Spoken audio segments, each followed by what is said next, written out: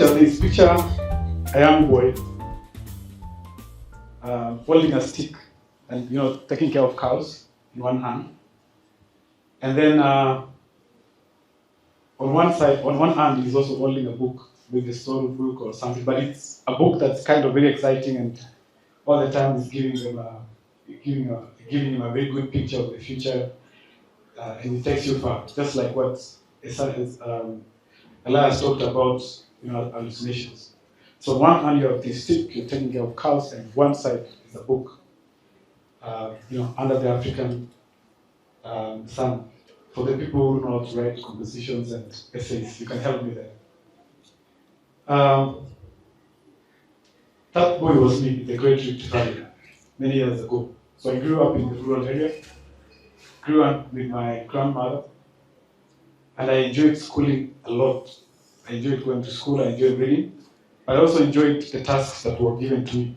I naturally started leading from that point. I used to lead cows and cattle and sheep. I knew how to guide them, and there were very many. And I'd come home and enjoy hanging around with my grandmother. And she started calling me, for those who come from Rift Valley, she started calling me Kipskulion. Who knows what that means? It means somebody who likes going to school and likes books.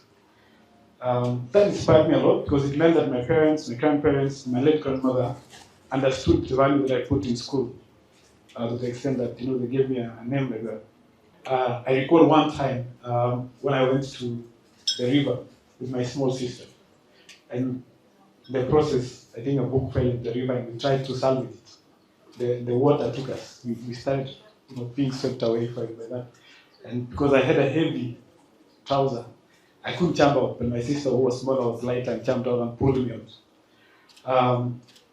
It was very exciting, and you go back home, of course, you get to be punished and stuff like that. Why did you do that? Certain things.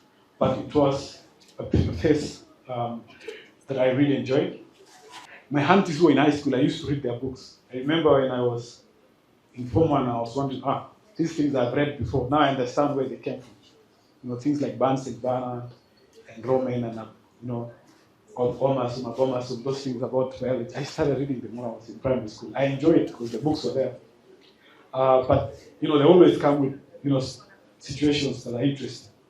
At some point when I was going to read in another class, it would get to 2 p.m. and I don't notice, and the class starts, and the teachers come, and I have to keep quiet the whole time because they'll wonder what I'm doing there in this class. And sometimes they'll find me out, and they'll punish me, they'll cane me, then I'll go back. And it became a routine. They got used to it.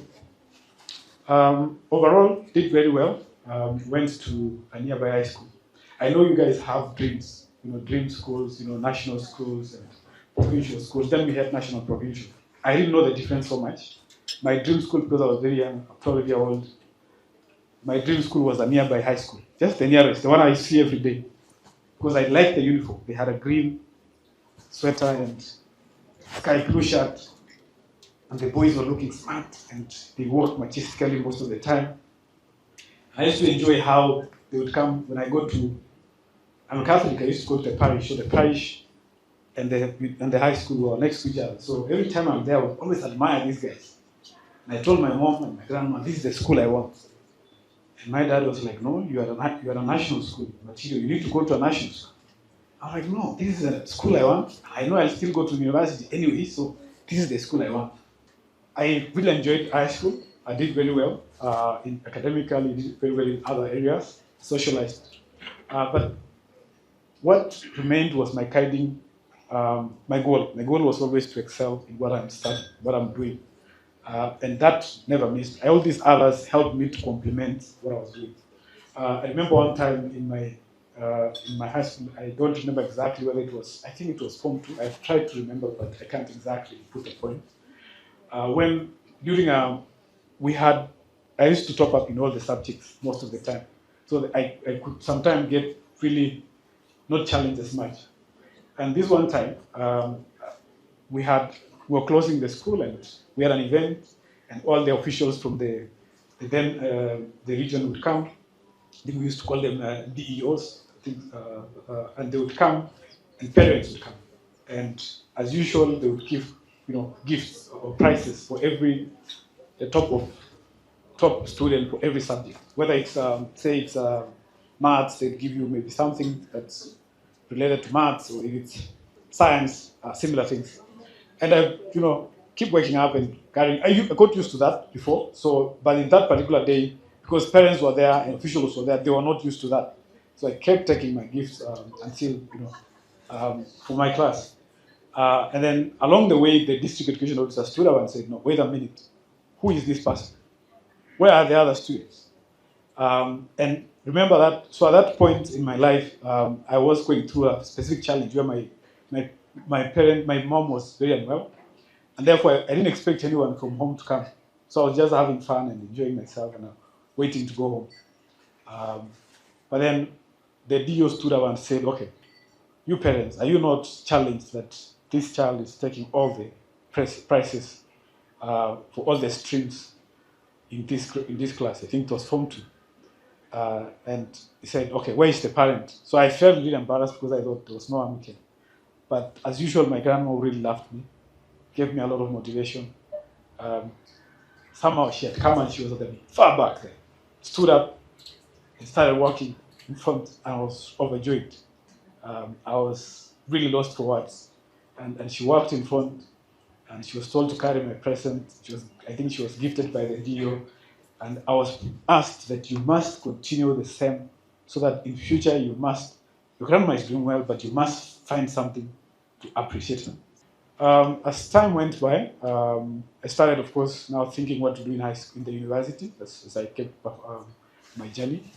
And everything was traditional as usual. It's either you become a lawyer, a doctor, an engineer, and I settled for a doctor in my mind because I knew everybody. My dad wanted to be a doctor, and everyone. And I didn't know about actuarial science at all. And when I now passed my KCSE, I came back to check what are the options. And you can't believe it, but that's the first time I saw on the options actuarial science. And that's the day I told the career counseling teacher, "This is the course. This course looks interesting. What is it? What's inside here?" Yeah. And he told me, "Nobody knows about this stuff. Don't do this thing." Okay. But naturally, if you check, I've been very adventurous. I've been someone who wants to learn. I'm curious. I read a lot of books. I just want to know things. In fact, in primary school, this is very funny. At some point, I found a Bible that didn't have a cover.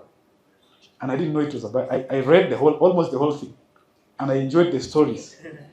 I enjoyed the Exodus stories. Enjoyed the part of Genesis and the Israel. And I used to tell my grandma the stories. And she knew I was reading the Bible, but she never told me that I'm reading the Bible. So she would be like, "So that story where you left yesterday, you need to continue today and tell me." I'm like, "Okay." So I have read the book and I started explaining. So I was curious. So my dad told me, "No, you need to go and do medicine. You need to find reason everywhere." In fact, he asked me, I know someone at the hospital. He needs to take you around so that you can appreciate how hospitals are done, how doctors do their work. So, and my dad is very firm, he's strong, he's tough, works in government. So he asked me, "Go." So I went so we postponed the issue of picking a course, and I went to see how things are done. And I realized, I can't be a doctor. I can't stand blood, I can't stand syringes, I can't, it's not for me. I could probably faint, or I could be traumatized for the rest of my life. And mad respect for me to doctors, because it's a calling. Everything is a calling. Just the way I love numbers, I realize some people have phobia for numbers. They see numbers and they feel like, "Wow, this is the end of the world. This is the end of the road." And for some of you actually, that's what you love. You see a number, you start thinking, maybe did this come from Formula X? You start thinking so many things. So I went back, and my dad told me, you do your research. I trust you. You've always made good choices. I don't want to push you anymore. What do you want to do? And I told him, "Now this thing, I want to do it." Interestingly, I wanted to do it at Maseno. So I didn't do it in Maseno, but because it was far, I wanted something in Nairobi. So I looked at this university, where is it? So I started really liking the idea of going to Maseno. But for some reason, I put Maseno as, I think, option 4 in the options of universities for the same course. Curious, I think, was option 2. Because I really wanted to come to Nairobi. I need to be in Nairobi for some reason. Sorry, Elias, I know Maseno is dear to you, but it is, yeah. So I loved it because it had Bachelor of Actual Science with IT. I loved about IT. Anyways, so I went to KU, Kenyatta University, and yeah, close to Nairobi. I didn't know. Honestly, I didn't know so much of I used to come to Nairobi very few times, so I didn't know that KU was that far from Nairobi. So, but nonetheless, I went to KU. So in my third year, I started working in my third year. So in my third year, I said I need to strategize how I can get a job very fast. And I did a very rudimentary but very basic thing. I started calculating how can I get my letters. I want to send letters to all the insurance companies, but I want to get them to the CEO's desk. I don't want them to be, because a friend of mine told me we have gone to Upper Hill, to industrial area. I don't know for some reason why people go to those sites when they're looking for jobs. I was lucky that I didn't get to do that. And they told me when they left, they found their papers somewhere along the way. So I said, I need to be different. So I decided to print my CV and my everything, put it very well, and I decided again to print my envelopes. You know the way envelopes are printed? It's very simple. I'm just telling you, you can't believe it. I took my envelopes and I printed the CEO XXY, insurance company at the top. I asked somebody I didn't know how to do that because I would go to a cyber and ask. I was so specific. It took a long time for guys to understand what I wanted. It was done, and then I took these letters to the post office. Okay, how many people still use the post office? Even that time, not many people using the post office. But in KU, we had a post office in the university, so I went there, had them stamped, dispatched. So I started feeling this. When it reaches, they would think it's a serious letter from a serious place, right? And they would all read. And I did to have companies as well. I did to banks, I did to parastatals. And within a week, I got a call from a parastatal. They asked me to come to see the CEO, just come and see the CEO. I did a call.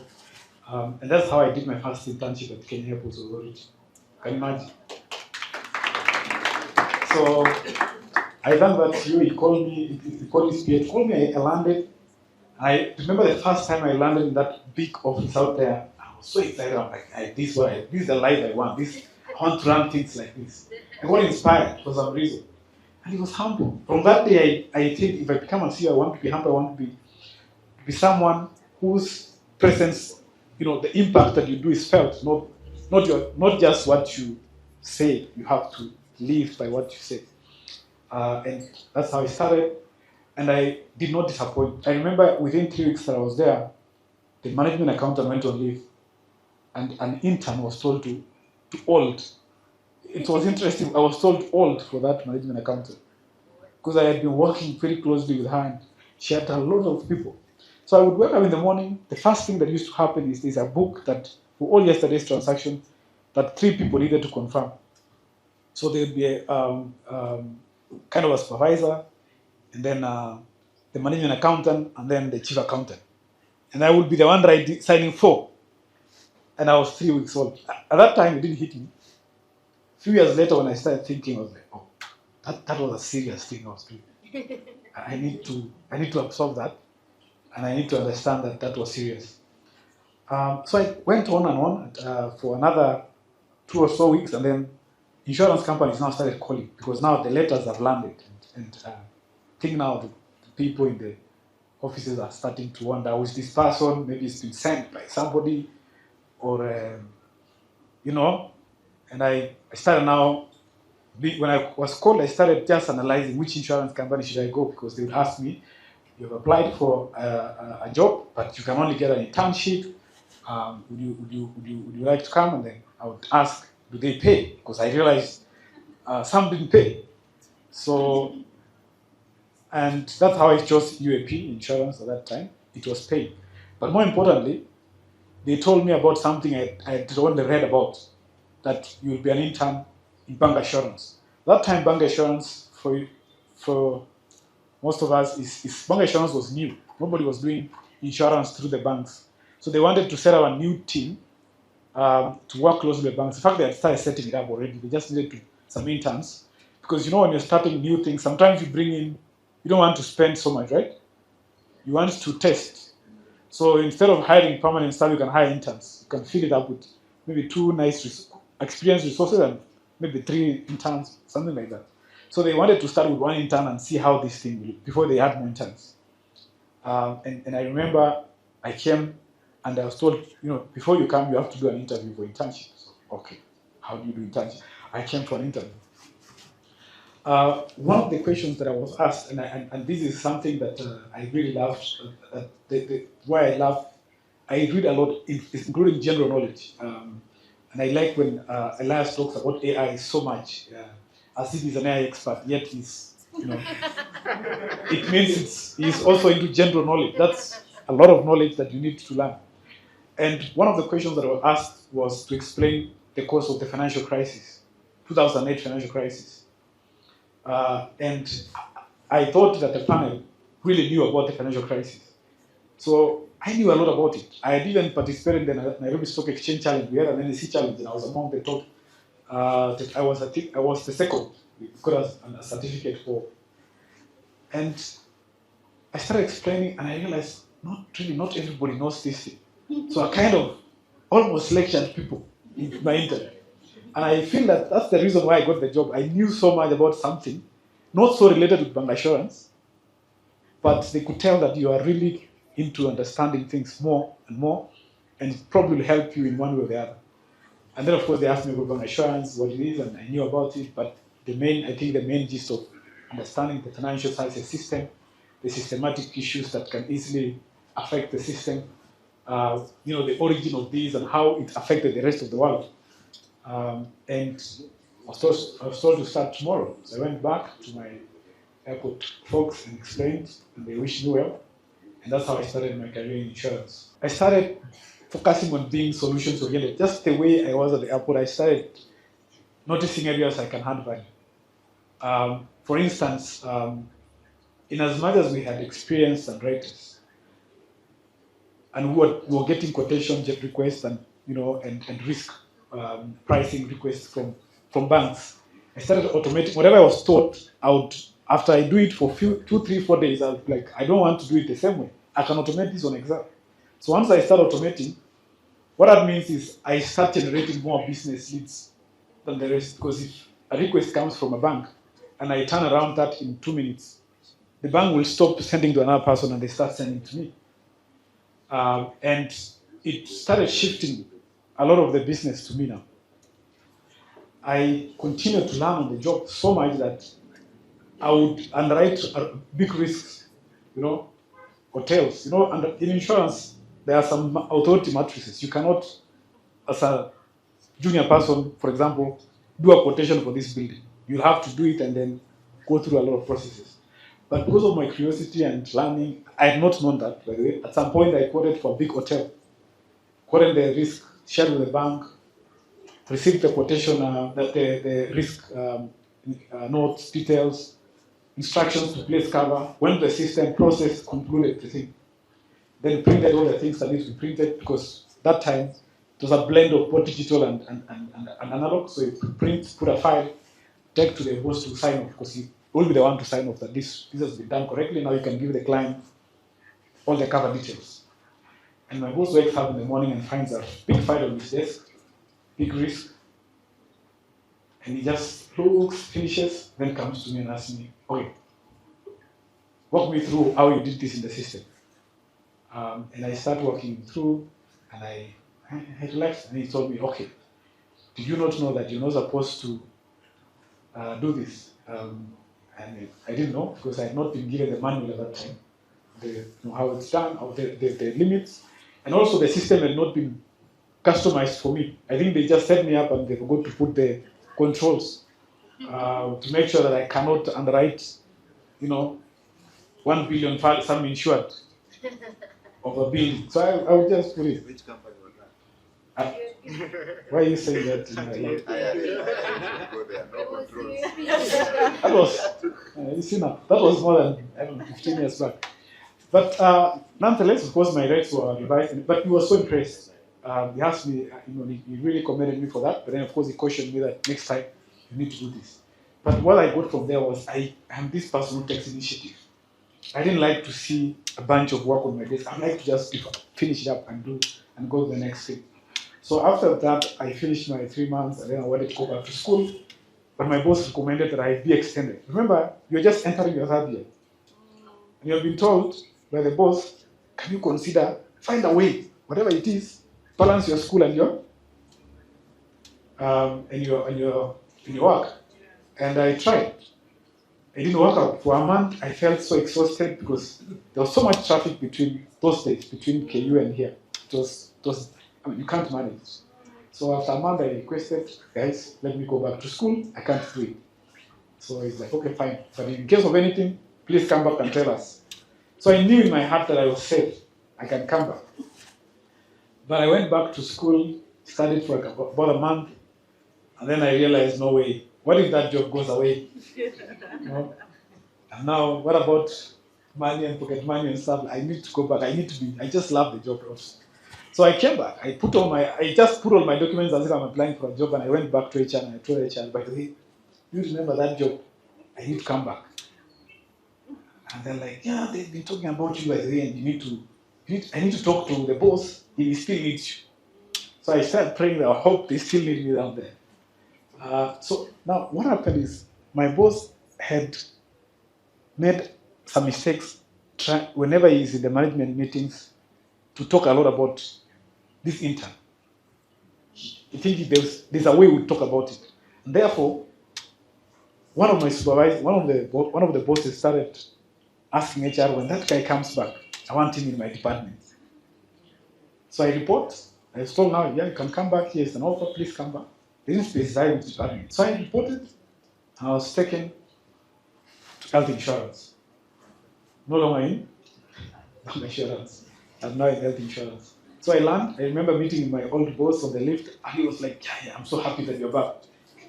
I'm like, okay, I'm back, but I'm actually not in your department. And he was really pissed off. But I had to explain to him it was not my fault. It was fine, it was never my fault. At the end of the week or so there, my supervisor realizes something is wrong. There's nothing on my desk. So he asked me, where is everything? I've processed. It's live in the system. And I've requested for cards. I've talked to the cards person to process the cards for me and everything. I've done everything. And now the whole team now would sit down like, no, now we're in trouble. Let's check what this person has done. And they realize I've done so much beyond even what you do, because there are some systemic issues that sometimes people would send to the vendor to do, but I had learned from the manual. When you read the manual, you get to really teach yourself. So you have no choice. You have to face the challenges by yourself. And I didn't know that there was a support system. So I would encounter a problem, I go to the manual, do what, research, and be able to process everything. So they commended me for that. They were scared at first, but they commended me for that. They reported me to my boss, to the head of the division, and I was really commended. I remember the following, on a Friday morning, because I used to be in the office very early by 7, the head calls me told me, tomorrow, I want you to come to my office. So I thought I'm now in trouble because of what I've been doing lately. I've been processing things so fast. So maybe I'm breaking the law, I don't know. So I go and make sure I have my best suit for that day, so that I can defend myself. Those days we had, for some reason, really big ties. I don't know if you guys, nowadays there's fashion, there's a way of people minding their business. So I did go to his office, sat down, now politely. So he gave me a cup of tea. Okay, maybe I'm not in trouble after all. And he started explaining to me how he's impressed by the work I'm doing, and I should continue in the same spirit. Don't underrate yourself, even though you're an intern. You might think that this and this. And he gave me his life story immediately. I like that boss because he inspired me immediately. He told me, you do not need to have so many papers to succeed. You need to have them, yes, but don't make that the center of your work. but excel, do things, create solutions, solve problems, and you will grow. So I continue to do a lot of innovations. I would suggest things. I would revise a process by myself. I suggest things and that, and I've always been recognized. At one point when I was in that position, by the way, at some point insurance companies did not have call centers, even for medical. For us, I made so many suggestions, including how to set up a call center and everything. I would not just write, please set up a call center. No, I say, set up a call center. Resource it with this kind of people. Put these kinds of equipment. I think we can do this. We can start small and rough idea, ask around what's the budget, and I would suggest. And they had a challenge every year where they would say they pick the best ideas and put them in the strategy. So if your idea is picked, put in the strategy, and actually it will be implemented. You used to be paid some money. And I remember that time I traveled home and suggested a lot of ideas, read them very well. And when I came back, I was told, I was given a big bahasha, I told about 6 of my ideas that had been picked. And they were being implemented. So we had a call center set up. We had a new product set up, done. That time, not many companies had individual products. So we were revamping and creating new solutions around that. And so many other solutions. And I realized you can change the direction of a company even if you are really the junior most. As long as you beef up your idea, you build an idea and you defend it and you put some content into it, something that can inspire, that can convince the decision makers.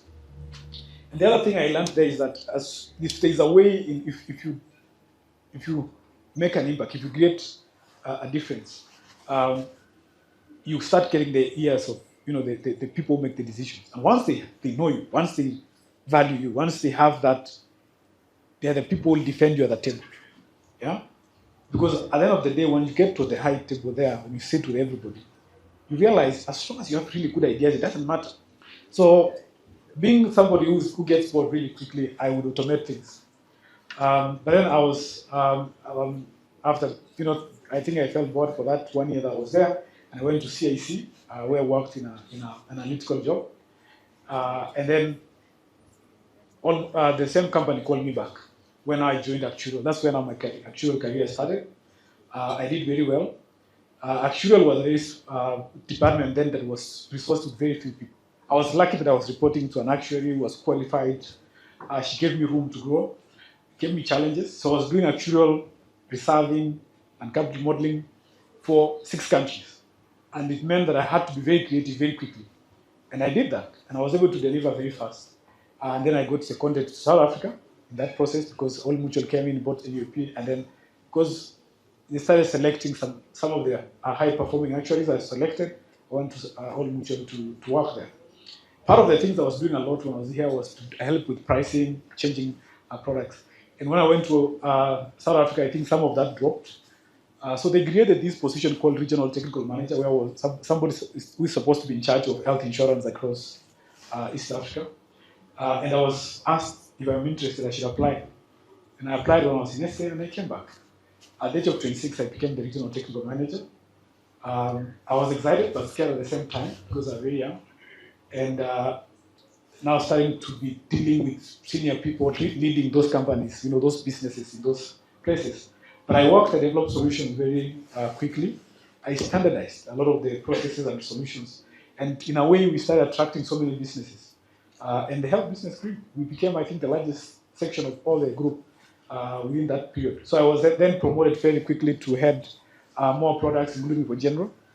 And I enjoyed that. I enjoyed the challenge, trying to learn new areas that I didn't know, and also working close with other people. As I continued serving, I saw a job within the company that was advertised, country head of operations for Rwanda. And I applied and I went there. I ran the business for just over a year. And during that time, I learned their culture shock. People are different. People call you names. In that place, people like to call me sir. So some of the things I couldn't take. So for me, I prefer being called by my name. And I worked closely with the team, build processes, and we moved to our market share about 3 when I joined. When I left, one really far away, number 1, but very far, number 1. That's when AAR Insurance called me, asked me if I would like to come back to Kenya, but as a director of health insurance. That's when I joined AAR. Again, lucky enough, worked very well with people, restructured a team, created ways, career pathways for people, connected very well with the market, and doubled revenue in 2 years. So by the time I left APA, we doubled our revenues. We were doing a health insurance about 3 billion. By the time we left, we were doing close to 7 billion in 2 years. And that propelled that company to be the leader at that time, and in both general and medical. So you have a general license. You can. That's how you look at it. And finally, that's how then I got myself into AAR. I was invited to be the principal officer. I thought I'd found home. I thought I'd stay in APA for as much as I'd like. But when I was called, I thought about it and I said, okay, I like challenges. And that's where now I landed. And later on, I was moved to the CEO role, which I've been handling for about from the other year. And I've seen a lot of growth. I've seen a lot of partnerships come in. I've partnered with an international insurance provider to bring insurance globally here. So we're able to offer not just insurance for East Africa, we're able to offer insurance that people can use anywhere in the world. And that for me is a difference. So I'd like to summarize that just in 2-3 points. The first thing I'd like to tell you as students in this actual space, the first thing I would like to say is embrace learning, not just the actual papers, learn new things that are beyond your comfort zone. The biggest challenge for actuaries is communication. What helped me a lot is I could present very well. I could analyze and put them in a presentation and present very well. And I would find bosses who are non-technical presenting my own things in other forums. So it made me really relevant. Second item is embrace challenges. Challenges is a good thing for you to solve and showcase yourself so that it becomes an opportunity. And then the third item I would like to say is, innovate, lead by innovation, imagine things. The things that you imagine, share, do not hold them. There's no monopoly in ideas. Thank you so much. And I appreciate this chance and this opportunity, and I hope that you have been picked a few words, a few things that you will be able to apply in your life. Thank you.